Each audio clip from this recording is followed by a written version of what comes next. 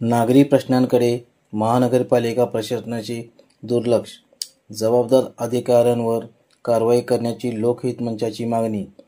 सांगली, मिरज, कुपवाड शहर महानगरपालिका प्रशासन हे निर्भवलेले असून अनेक नागरी समस्या असून उभ्या असताना त्याबाबत केलेल्या तक्रारींचे निरासनही या व्यवस्थेकडून व्यवस्थितपणे केले जात नसल्याच्या तक्रारी अनेक नागरिकांकडून लोकहित मंचाकडे येत आहेत. सांगलीतील प्रभाग क्रमांक 15 मधील कृष्णा हॉस्पिटलजवळ गेल्या 3 महिन्यापासून गटार चेकअप झाले असून यामुळे परिसरात मोठ्या प्रमाणात दुर्गंधी पसरली आहे. याबाबत स्थानिक नागरिकांनी अनेक वेळा महापालिका प्रशासनाकडे जबाबदार अधिकारी, मुकादम, स्वच्छता निरीक्षक यांना तक्रार करूनही सदर गटारीतील घाण काढून ती मोकळी केलेली गेलेली नाही. शिवाय या भागातील पाण्यालाही दुर्गंधी येत असल्याने या भागातील नळ कनेक्शनही चेक करावे.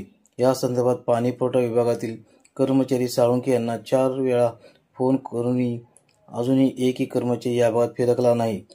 त्यामुळे महानगरपालिका प्रशासन आणि अधिकारी नागरिकांच्या प्रश्नांकडे किती डोळेझाक करतायत हे दिसून येत आहे.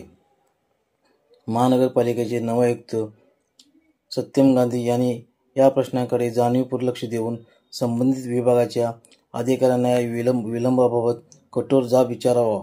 लवकरात लवकर ही गटार आणि दुर्गंधीयुक्त पाणी पुरवठ्याचा प्रश्न मार्गी लावावा.